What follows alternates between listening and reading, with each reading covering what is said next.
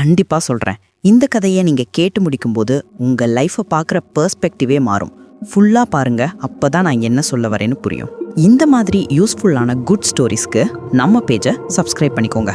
ஒரு ஊரில் வாழ்ந்து வந்த ஒரு வயதான அரசர் தன்னுடைய வாழ்நாளில் என்ன தான் பெயர், புகழ், பணம், ராஜ்யம், தான் நினைச்சதை எல்லாத்தையும் சம்பாதிச்சிருந்தாலும் அவருடைய கடைசி காலத்தில் அமைச்சர்களை கூப்பிட்டு தன்னுடைய 3 கடைசி ஆசைகளை நிறைவேற்ற சொல்லி ஆணையிட்டார். மந்திரிகளும் அப்படி என்ன பெருசா கேட்டுற போறாருன்னு நினைச்சிட்டு இருந்தாங்க. இப்ப அரசரும், என்னுடைய முதல் ஆசை, நான் இறந்த பிறகு இந்த உலகத்திலே இருக்கிற சிறந்த மருத்துவர்கள் மட்டும்தான் என்னுடைய சவப்பெட்டியை தூக்கணும்னு சொல்றாரு. கூடவே அரண்மனையிலிருந்து என்னுடைய கல்லறை வரைக்கும் தங்கம் மற்றும் வைரக்கற்களை பயன்படுத்தி ஒரு புது பாதையை உருவாக்குங்க. ஃபைனலா என்னுடைய கை மட்டும் சவப்பெட்டிக்கு வெளியில தெரியும் மாதிரி பார்த்துக்கொள்ளுங்கன்னு சொல்றாரு.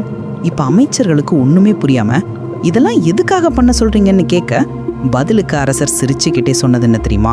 உலகத்தோட சிறந்த மருத்துவர்கள் என் உடலை தூக்கிட்டு போறத மட்டும் மக்கள் பார்த்தாங்கன்னா, எவ்வளவு திறமையான டாக்டர் இருந்தாலும் ஒரு மனுஷனை மரணத்திலிருந்து மட்டும் அவர்களால் காப்பாற்ற முடியாதுன்னு புரிஞ்சுப்பாங்க.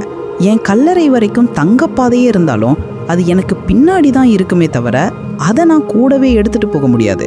அண்ட் ஃபைனலா எதுக்காக என்னுடைய கையை சவப்பெட்டிக்கு வெளியில வைக்க சொன்னேன்னா, இந்த உலகத்திற்கு நான் வரும்போது வெறும் கையுடன் தான் வந்தேன், இந்த உலகத்தை விட்டு நான் போகும்போதும் வெறும் கையுடன் தான் போனேன்னு மக்கள் புரிஞ்சுக்கணும்னு என்பதற்காகத்தான் என்று சொல்லிக்கொண்டே அரசர் தன்னுடைய உயிரை விடுகிறார். இவ்வளவு நேரம் நம்ம பார்த்தது அலெக்சாண்டர் தி கிரேட் என்று அழைக்கப்பட்ட சிக்கந்தரோட ரியல் ஸ்டோரி. அவர் எவ்வளவு வெற்றிகளை பார்த்திருந்தாலும் அவர் போகும்போது அதை எல்லாம் விட ஒரு பெரிய லெசன் இந்த உலகத்திற்கு கற்றுக் கொடுத்து போயிருக்காரு. இந்த உலகத்தை விட்டு நாம போகும்போது கூட என்ன எடுத்துட்டு போக போறோம்னு நினைக்கிறீங்க?